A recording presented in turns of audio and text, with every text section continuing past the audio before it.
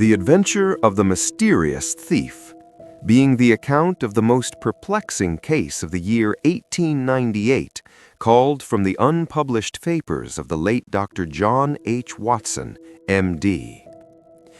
I cannot recall a case which better illustrates the peculiar genius of my friend Sherlock Holmes than that which I have entitled The Adventure of the Mysterious Thief.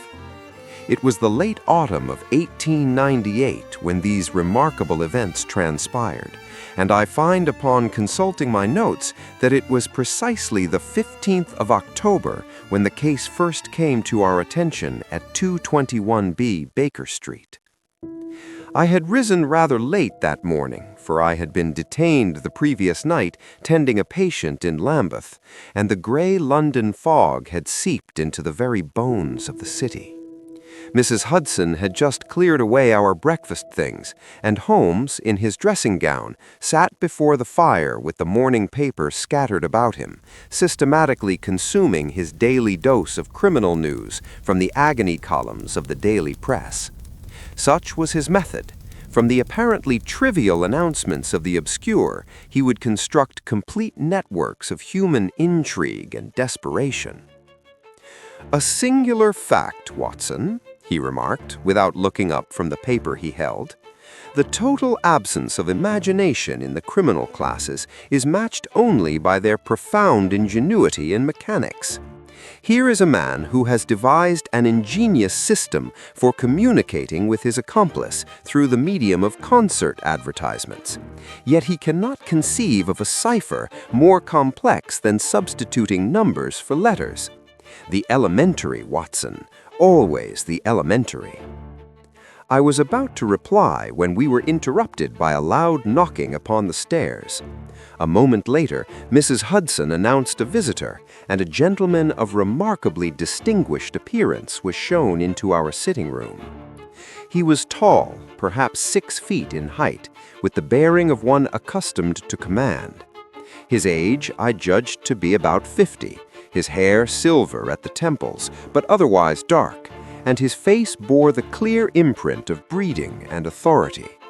Yet there was something in his eyes, an anxiety, a disquietude that spoke of recent and profound disturbance.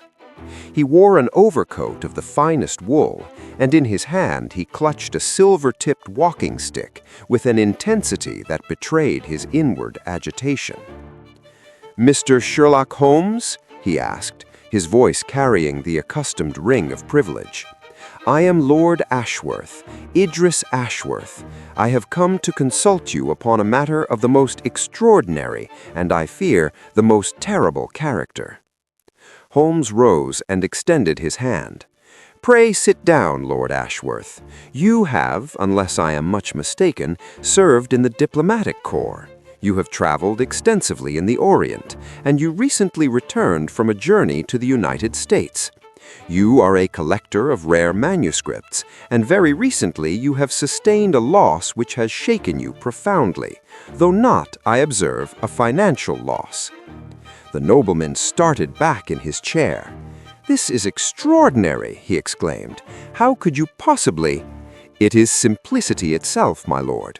The calluses upon your right hand indicate the constant handling of papers, uniform in size, suggesting books or manuscripts. The particular stain on your cuff is characteristic of the fixing solutions used in American photographic studios. Your bearing and accent proclaim your diplomatic background, and the slight limp suggests a riding injury sustained in the East. As for the loss, it is written in the lines of your face, in the manner in which you clutch your stick, and in the singular fact that you have sought out a consulting detective on a matter that the police have evidently failed to resolve."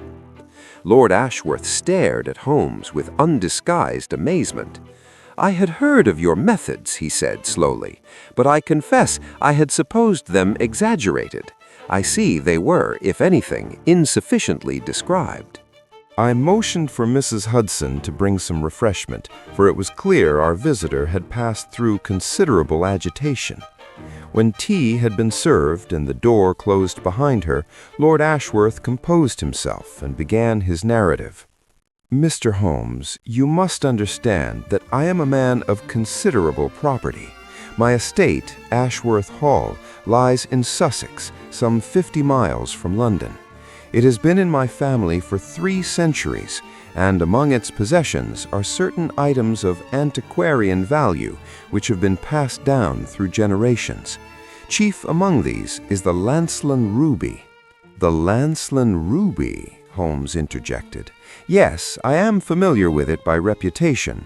A flawless pigeon blood ruby of approximately 50 carats set in a pendant of Renaissance goldwork, said to have been presented by Mary, Queen of Scots, to her devoted admirer Sir Anthony Lancelin, whose descendants intermarried with your family. It is, I understand, valued by your family not merely for its intrinsic worth, but as a sacred relic of your lineage. Precisely so, Lord Ashworth replied, his voice quavering slightly. And 3 nights ago, Mr. Holmes, it was stolen. The circumstances? That is the mystery, the absolute impossibility of the thing, Lord Ashworth exclaimed. The ruby was kept in a special cabinet in the long gallery of Ashworth Hall. The cabinet itself is of iron, lined with velvet, and fitted with the most modern lock. The gallery has but 2 entrances, the main door, which was locked and the key in my possession, and a window which opens onto a sheer drop of 40 feet to the terrace below.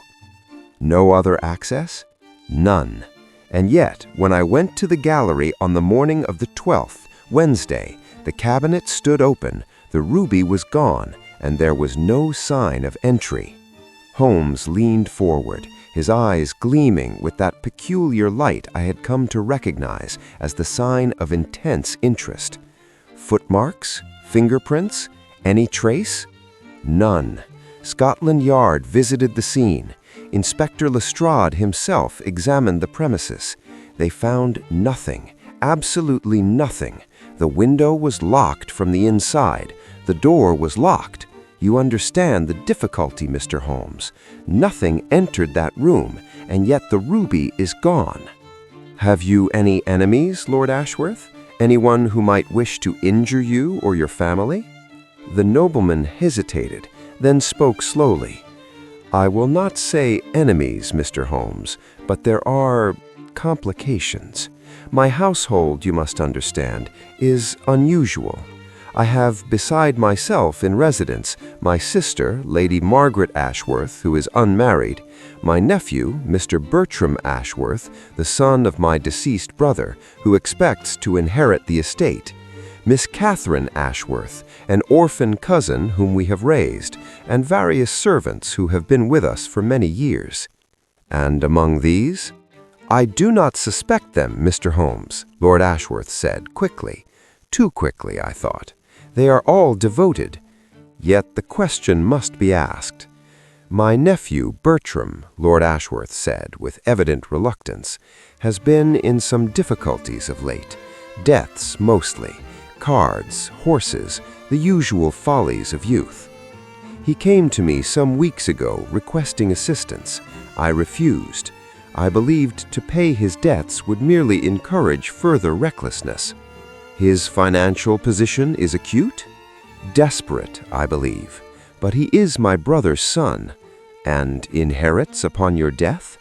Yes, but I have already said he would never— Lord Ashworth stopped himself. Forgive me, Mr. Holmes. I am distraught. You cannot know what this means to me. The ruby is not merely a jewel. It is the symbol of my family's heritage. Its loss is like a wound. Holmes sat in silence for some moments, his long fingers pressed together. I will take the case, Lord Ashworth, Holmes said at last. Dr. Watson and I shall proceed to Sussex tomorrow morning. It would be convenient if rooms could be prepared for us at the hall. I shall wish to see everything exactly as it was, and to question every member of the household. You shall have whatever you require, Mr. Holmes. I am deeply in your debt. When Lord Ashworth had gone, Holmes turned to me with a smile. Well, Watson, what do you make of it? A locked room mystery of the first water, I replied. The ruby locked in a cabinet, the cabinet in a locked room, no possible entry, and yet the jewel is gone. And the suspects? The nephew seems the obvious choice, his financial desperation, his expectation of inheritance, and his recent quarrel with his uncle. Obvious, yes, Holmes said thoughtfully. Yet, Watson, I have learned to mistrust the obvious. The man who wishes to steal a jewel from his uncle does not contrive an impossible theft that draws every eye in England to the matter. No, there is something deeper here, something we do not yet perceive. Tomorrow, I think, will bring enlightenment. That evening, I packed my bag in anticipation of our journey to Sussex, and I confess I felt the familiar thrill of anticipation. For while Holmes had solved many mysteries during our association, there was something in this case, a theft without a thief, a crime without a doorway, that promised to test even his remarkable powers to their utmost. The morning dawned gray with promise of rain as we made our way from Waterloo Station to the Sussex countryside. Holmes had been silent during the greater part of the journey, his chin sunk upon his chest, his eyes closed, though I knew from experience that his mind was far from dormant. He had brought with him a small microscope and several other instruments of detection, and these he examined from time to time with the air of a surgeon preparing for an operation. Lord Ashworth had sent his carriage to meet us at the nearest railway station, and by noon we found ourselves rolling up a long drive lined with ancient oaks toward the gray stone facade of Ashworth Hall. It was a building of considerable antiquity and considerable melancholy, Tudor in style, with mullioned windows and twisting chimneys that seemed to claw at the low-hanging clouds. I could well understand how such a place might breed the atmosphere necessary for our present mystery. We were received by Lord Ashworth himself, who led us into a great hall dominated by an immense fireplace and adorned with portraits of his ancestors, looking down upon us with the complacent dignity of centuries. I noted immediately that Holmes was taking in every detail, the condition of the floor, the placement of furniture, the subtle signs of occupancy that speak more clearly to the trained observer than volumes of testimony. "You have given Scotland Yard leave to withdraw?" Holmes asked. "Inspector Lestrade left yesterday, thoroughly baffled. He was kind enough to recommend you, Mr. Holmes." "Kindness had nothing to do with it, I assure you. Lestrade knows when he is out of his depth. Now, Lord Ashworth, I shall wish first to see the long gallery."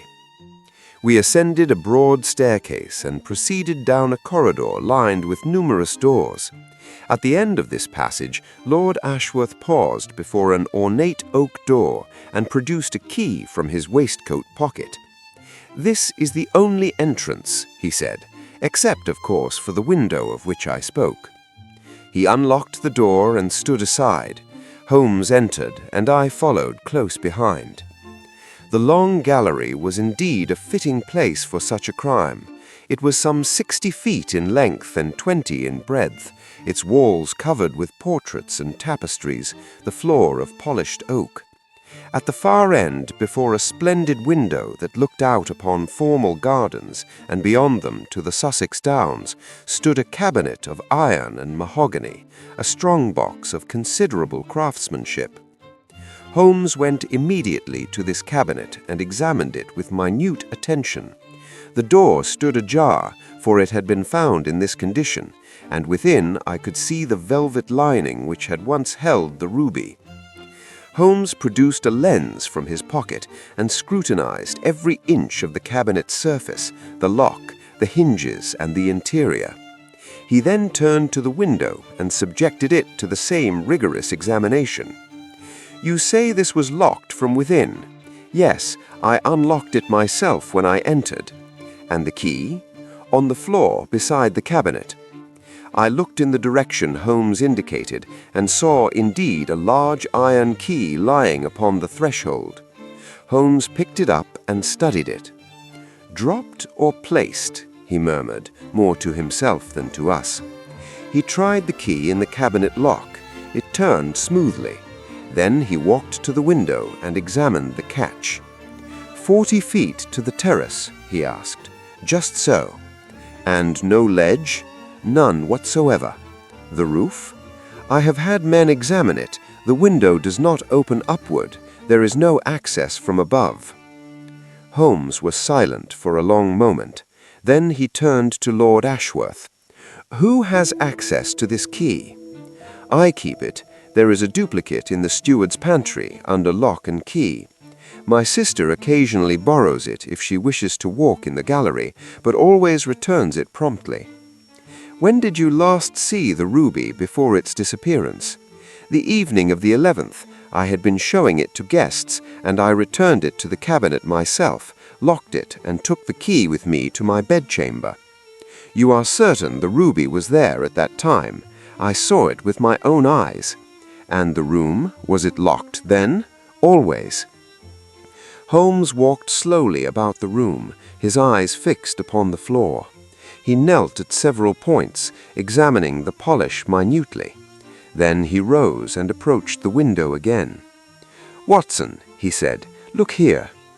I joined him at the window and looked out. Below lay the terrace of which Lord Ashworth had spoken, a broad expanse of flagstones 40 feet below, with flower beds beyond them. I could see no possible means of access from without. "Do you observe anything unusual?" he asked.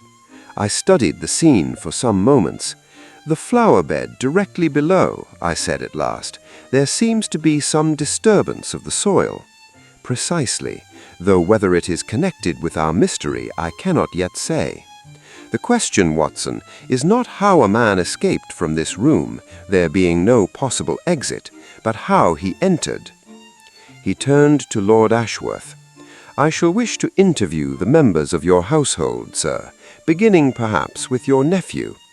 "Bertram, but surely—" "Everyone, Lord Ashworth. We shall leave no stone unturned." Lord Ashworth nodded reluctantly. "As you wish, Mr. Holmes. I shall send for him." We were conducted to a smaller sitting room where we might conduct our interviews in privacy. It was a pleasant chamber, though somewhat faded, with windows looking out upon the same gardens we had seen from the gallery.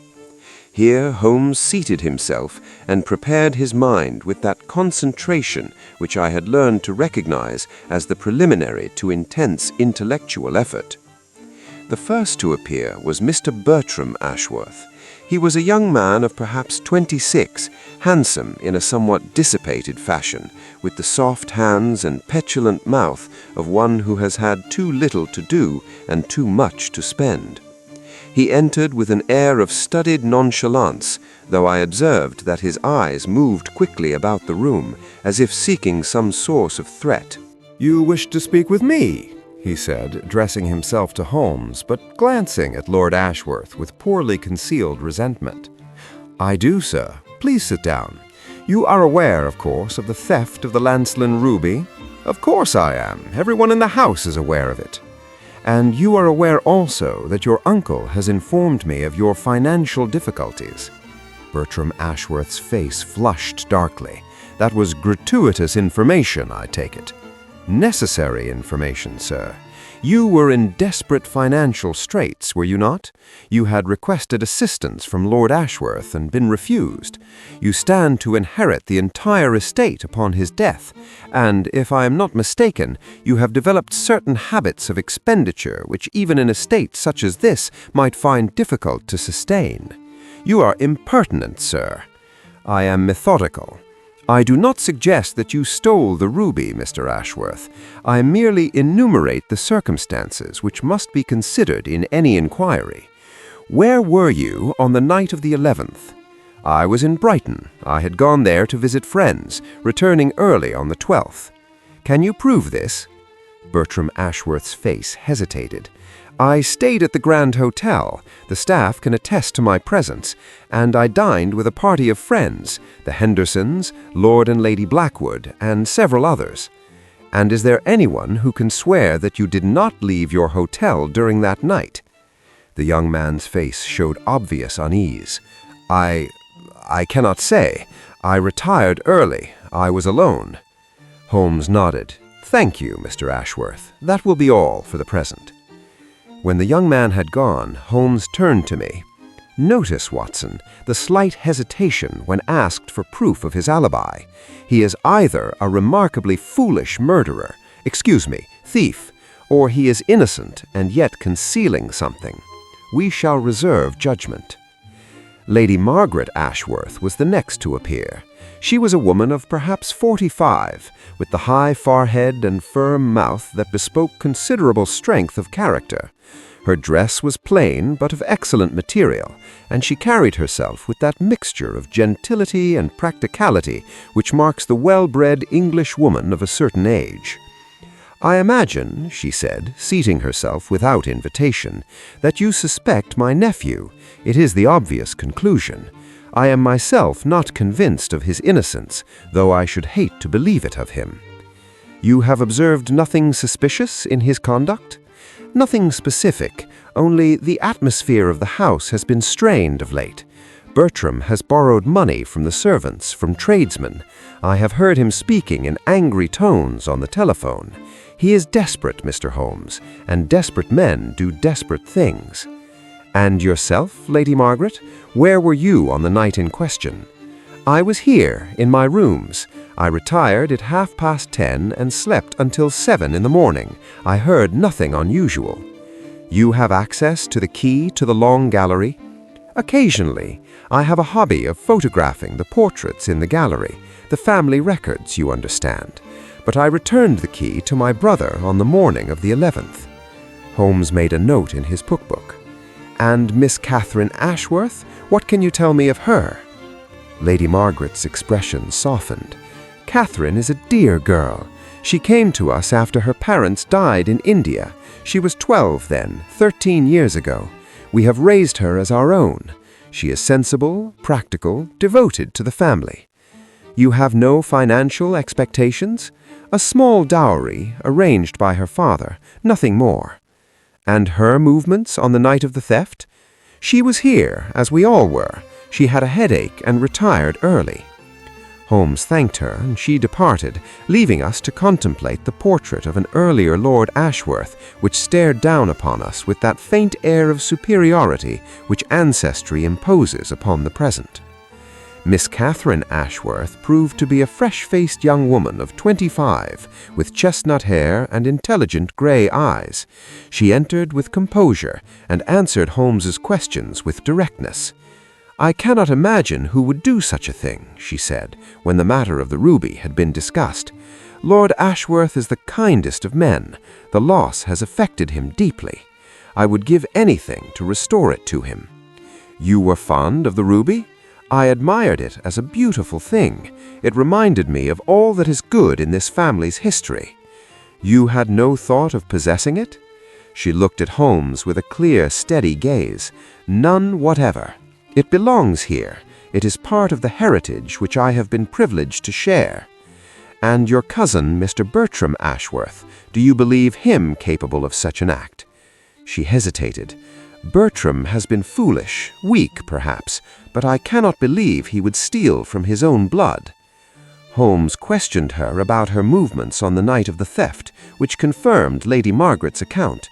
She too had retired early and heard nothing. When she had gone, Holmes paced the room thoughtfully. "Interesting, Watson. Very interesting indeed." "What strikes you?" "Several things. First, the unanimity of testimony. Everyone in the house apparently retired early and heard nothing. Second, the curious fact that each person volunteers information about the others. Lady Margaret suggests her nephew's guilt. He, in turn, would no doubt suggest hers if he thought himself accused. And Miss Catherine, there is something there, Watson, a devotion that borders on excessive. You suspect her? I suspect everyone and no one. That is the difficulty with locked-room mysteries, Watson. The very impossibility suggests that our premises are wrong, not our conclusions. We are missing something beneath our noses." He went to the window and stood looking out at the gardens. Tomorrow, Watson, I shall wish to examine the grounds, and I begin to think that we must look beyond the obvious suspects to something far subtler. That evening, after a simple dinner served in our rooms, Holmes retired immediately to his bedchamber, and from beneath the door I could see the glow of his lamp long into the night. Myself, I found sleep elusive, for the atmosphere of Ashworth Hall pressed upon me like a physical weight, the weight of centuries, of secrets, of the unquiet dead who yet spoke through the objects they had left behind. I was awakened the following morning by Holmes shaking my shoulder. His face was animated with that peculiar excitement which always accompanied the arrival of a promising line of inquiry. "Up, Watson, the game is afoot. I have spent the night in consideration of our problem, and I believe I perceive the method, though not the hand, of our mysterious thief." We descended to breakfast in the great dining room, where we found Lord Ashworth alone at the table. His face showed the marks of sleeplessness, and he looked up with hope as we entered. Have you discovered anything, Mr. Holmes? "I have discovered everything and nothing, Lord Ashworth, but I believe I can demonstrate the manner in which the ruby was removed from the long gallery. If you will accompany me after breakfast, I shall put my theory to the test." When we had finished our repast, Holmes led us once more to the long gallery. This time he carried with him several items which he had requisitioned from the household: a length of strong silk thread, some hooks, and a smallish weight of lead. "Observe," he said, placing the weight upon the floor near the cabinet. "The cabinet stands here, by the window. The window is locked from within, yet I propose to show you how it might have been opened from without." He attached one end of the silk thread to the weight and led the thread toward the window. Then, producing a small instrument from his pocket, he made a minute hole in the casement near the lock. Through this hole he passed the thread, letting the weight hang inside while he manipulated the thread from without.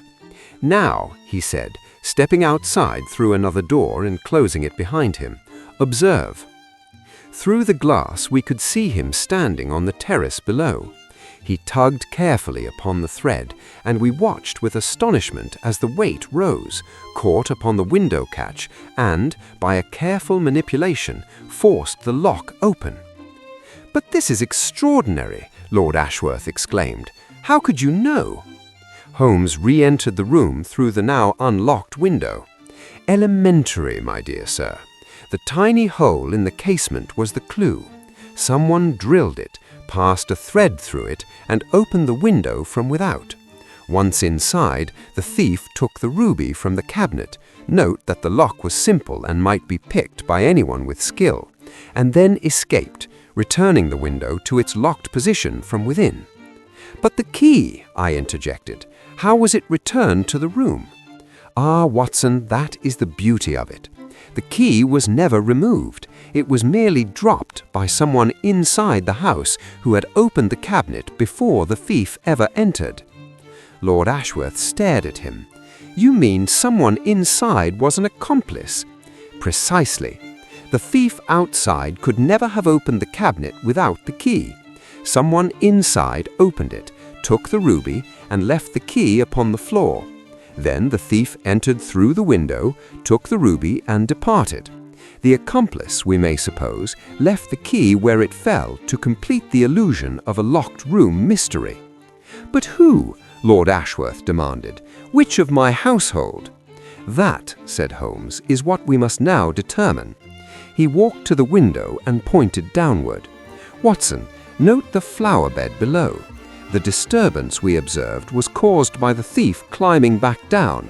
40 feet is considerable, but not impossible for an athletic man with the aid of a rope, or perhaps a drain pipe." "But this narrows our suspects considerably," I observed.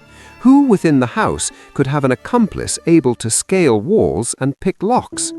"Ah, but that is precisely the question, is it not, Watson?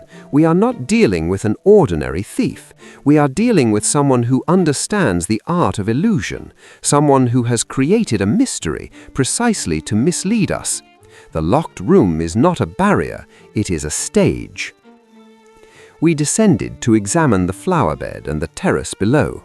Holmes scrutinized every inch of the ground and presently discovered what he had been seeking, the mark of a rope's end upon a flagstone and, a few feet away, the print of a boot in soft earth. A man's boot, Holmes said, measuring it with a pocket rule. Size 9, well worn, with a distinctive wear pattern upon the heel. And see here, Watson, the imprint of fingers in the soil where he steadied himself climbing down. Can these traces lead us to the thief? Possibly, but I am more interested in the accomplice within, for there lies the true solution, Watson. Inside this house, someone conspired to rob his own family, and I believe I begin to see who it might be. We returned to the sitting room, where Holmes sat in silence for nearly half an hour, his fingers pressed together, his eyes fixed upon vacancy. Then he summoned the butler, a dignified personage named Hodges, who had served the family for 20 years. "Hodges," Holmes said, "I wish to ask you about the night of the theft. You were, I believe, the last to retire." "Yes, sir. I made my final rounds at 11 o'clock. "And all the household was abed?" "All of them, sir. I checked the doors and windows myself." "Including the long gallery?"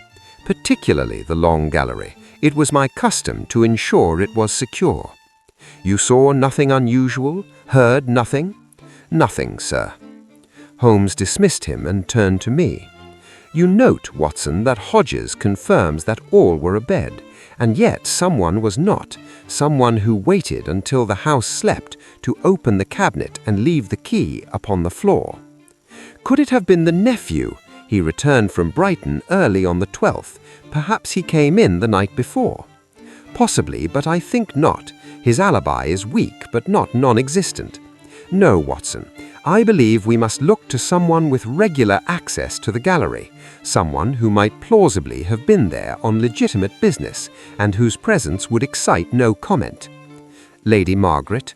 "She had the key, but consider, would she rob her own brother of the family treasure? It is possible. Greed takes strange forms, and a woman unmarried, dependent upon her brother's charity." "Or Miss Ashworth? She has nothing. The ruby might be a temptation. But I think something else, Watson, something I have not yet articulated, even to myself." He rose and walked to the window. "Tonight, Watson, we shall take up a vigil in the long gallery. I wish to see if our mysterious thief returns, for thieves, like murderers, often revisit the scene of their crime."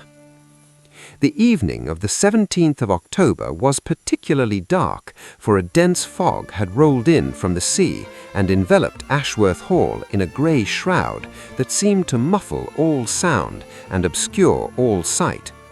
Holmes arranged our vigil with characteristic thoroughness. We concealed ourselves behind the heavy tapestries at the far end of the long gallery, where we commanded a view of the cabinet and the window without ourselves being visible. "You will observe absolute silence, Watson," Holmes whispered. "The acoustics of this room are remarkable. Even a whisper carries to every corner." "Do you really expect someone to return?" I asked. "I expect nothing and prepare for everything. That is the detective's maxim." For the first 2 hours, nothing occurred.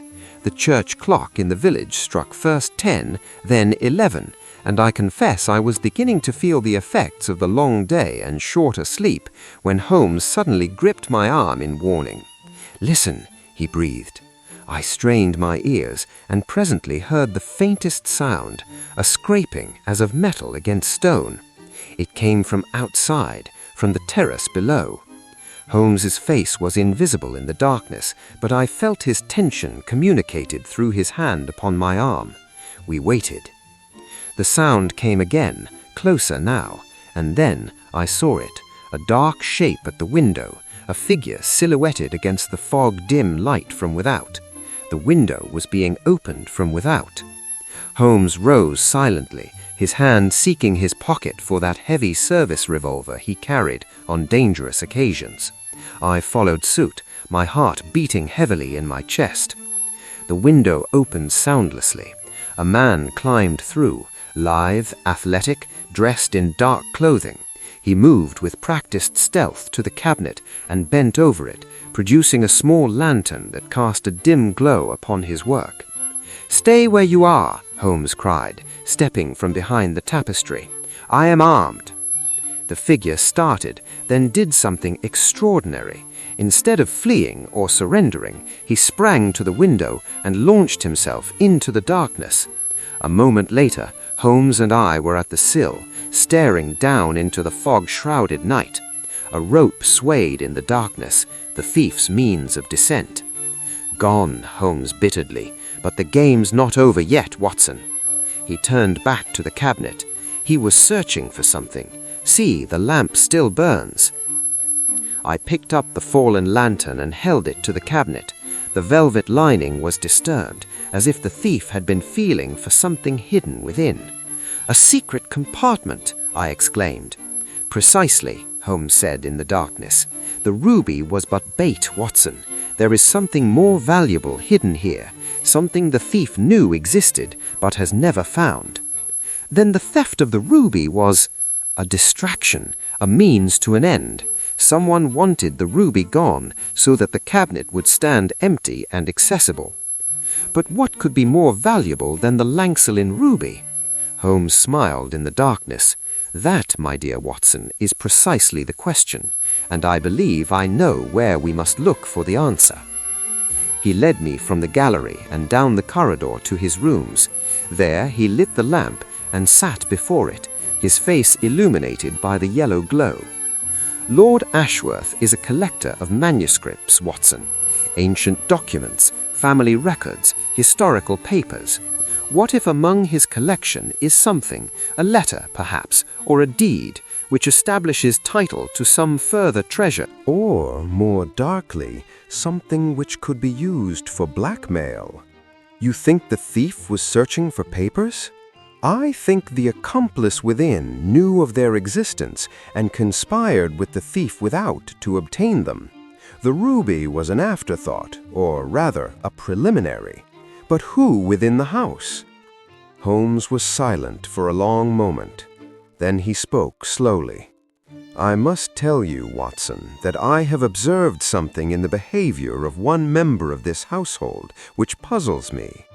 Miss Catherine Ashworth, do you recall how she spoke of the ruby, not as a jewel to be sold, but as something which reminded her of all that is good in this family's history? She is devoted, Watson, perhaps too devoted, and devotion can be dangerous." "You suspect Miss Ashworth?" "I suspect that there is more to her story than she has chosen to reveal. Tomorrow, Watson, we shall pay a visit to the registry in London. I wish to learn the circumstances of her arrival at Ashworth Hall." "But the distance—" "Lord Ashworth keeps a motor car, I believe. He will lend it to us willingly if he believes it serves the interests of his case." And so ended the first act of our strange adventure. We had glimpsed the faceless thief, but his identity remained concealed in shadow. And deeper still remained the question of his accomplice within, the mysterious hand that had opened the cabinet and left waiting the key that should have remained locked. The following morning we presented our request to Lord Ashworth, who immediately provided his motor car for our journey to London. We left Ashworth Hall under skies of threatening grey and made our way through the Sussex countryside to the metropolis. Holmes was uncharacteristically silent during the journey, his eyes fixed upon the passing landscape, but his mind clearly elsewhere. I knew better than to interrupt his meditations, and I occupied myself with observing the fine machine whose vibrations rattled my very bones. Upon reaching London, Holmes directed the driver to the General Register Office, where we might examine the records of births, deaths, and, most importantly, adoptions. For it was evident that Holmes suspected some irregularity in Catherine Ashworth's status within the household. The clerk at the registry was polite but cautious. "I can only assist you, gentlemen, if you have proper authorization." Holmes produced his card and a letter from Lord Ashworth. "We are investigating a matter of some delicacy involving the Ashworth family," he said. "It is essential that we examine any records pertaining to Miss Catherine Ashworth, adopted daughter of the late Colonel Edward Ashworth." The clerk examined the documents and, finding them sufficient, led us to a room where we might examine the records in private. He returned a few moments later with a thick folder which he placed on the table before us. "Miss Catherine Ashworth," he said, "adopted in 1885 by Colonel Edward Ashworth, brother of the present Lord Ashworth. The adoption was formal and legal. However," he hesitated, "there is something curious here." Holmes opened the folder with eager hands. Inside were the official documents of adoption, and also something else, a letter, sealed and marked "Private and Confidential." "This was found among the papers of Colonel Ashworth after his death," he said. "It was never formally entered into the record, though it was preserved with the file." Holmes broke the seal, with some apologies to the clerk, who seemed too astonished to object, and drew out several sheets of paper covered with a fine copperplate hand. He read for some moments in silence, his face showing no expression. Then, slowly, a smile spread across his features. "Well, Watson, I believe we have found the key to our mystery. Catherine Ashworth is not merely an adopted cousin, she is the legitimate daughter of Colonel Edward Ashworth." "What?" I exclaimed. "But why would—" "Her mother was a woman of humble birth, Watson, a governess in the Ashworth household. When she died in childbirth, the colonel acknowledged the child and arranged for her to be adopted by, formally. But the story does not end there. The colonel's wife, Lady Eleanor, never knew of this illegitimate child. When she died and the colonel remarried, the second wife persuaded him to change his will, cutting out Catherine in favor of her nephew Bertram. The colonel died before he could sign the new will, but a crucial document survived." "What document?" "A codicil, Watson, a codicil to the colonel's will, acknowledging Catherine as his natural daughter and providing for her share of the estate. This codicil was never discovered by the second wife, and Catherine herself was never told of its existence." "You believe she discovered it?" "I believe she knows of its existence, and I believe, Watson, that someone else in that household knows of it too, someone who would profit enormously if that codicil were to disappear before it could be found and executed." "Bertram!" "Precisely. If Catherine is proven to be the colonel's natural daughter, she inherits half the estate. Bertram, who expected everything, gets only half, or less, depending on how the entail is structured." "Then you believe Bertram is the accomplice?" "Precisely. I believe, Watson, that we must return to Ashworth Hall at once, for if my theory is correct, the final act of this drama is about to unfold." We made the return journey in record time, Holmes instructing the driver with the urgency of one who knows that delay may mean disaster. We arrived at Ashworth Hall in the late afternoon to find the household in commotion. "What has happened?" Holmes demanded of Hodges, who met us at the door. "Miss Ashworth, sir. She has been taken ill. A collapse. They have sent for the doctor." Holmes and I exchanged glances. We hastened to her room, where we found Lady Margaret and several maids in attendance. Catherine lay upon her bed, pale and still, her breathing shallow. "She was found unconscious in the long gallery this afternoon," Lady Margaret said, wringing her hands. "I cannot understand it. She was perfectly well this morning." Holmes crossed to the bed and examined Catherine quickly but efficiently. His face was grave. "She has been drugged. Someone has given her laudanum or some similar substance. She will recover, but she must be watched." He turned to Lady Margaret. "Where is your nephew, Mr. Bertram Ashworth?" "Bertram? He left this morning, said he had business in London." "And Lord Ashworth?" "In his study, I believe." He turned to me. Watson, remain here. Ensure that no one enters this room without your permission. I must speak with Lord Ashworth at once." He left, and I took up my vigil beside the unconscious girl. That Catherine was at the center of the mystery I now had no doubt. But was she victim or villain? Or, as Holmes's theory suggested, something of both? An hour passed. Then Holmes returned, his face triumphant. "It is ended, Watson," he said. "The mystery is solved, and I was wrong in my greatest assumption." Wrong?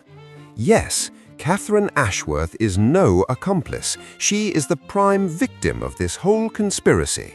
And the architect of it, the hand that truly orchestrated this affair, is not who I suspected. Who then? It is Lady Margaret, Watson, the Colonel's widow, Catherine's stepmother. I stared at him in disbelief. Lady Margaret? But she seemed so devoted. Devoted to protecting her own interests. You see, Watson, after Colonel Ashworth died, Lady Margaret discovered the existence of the codicil. She also discovered that Catherine knew of it, or at least suspected that such a document existed. Catherine had been searching the family papers, trying to find proof of her true parentage. And the theft? Lady Margaret hired a professional thief, a man named Blake, known to the police as the Acrobat for his skill in scaling walls. She used Catherine's habit of photographing the gallery as cover for opening the cabinet and leaving the key. The ruby was bait, nothing more. What Lady Margaret truly wanted was to search the cabinet for any codicil or documents that might prove Catherine's claim. And Catherine? Catherine suspected something was wrong.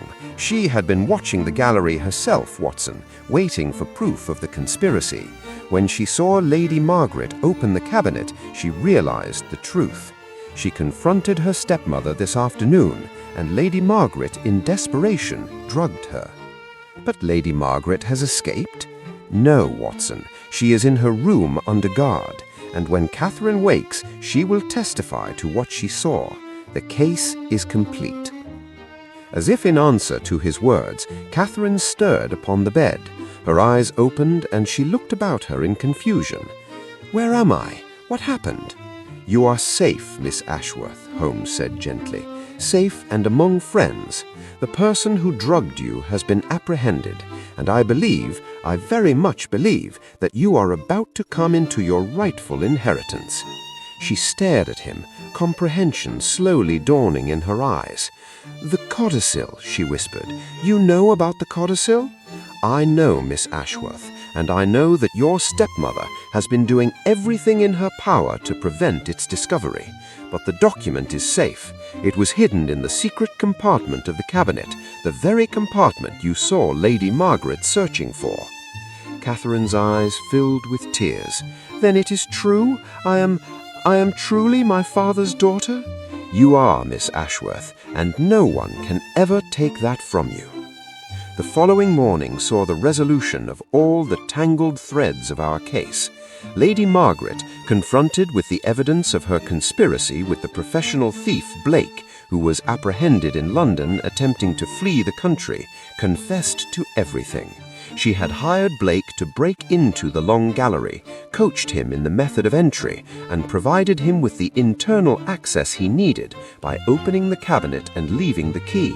The ruby was bait, nothing more.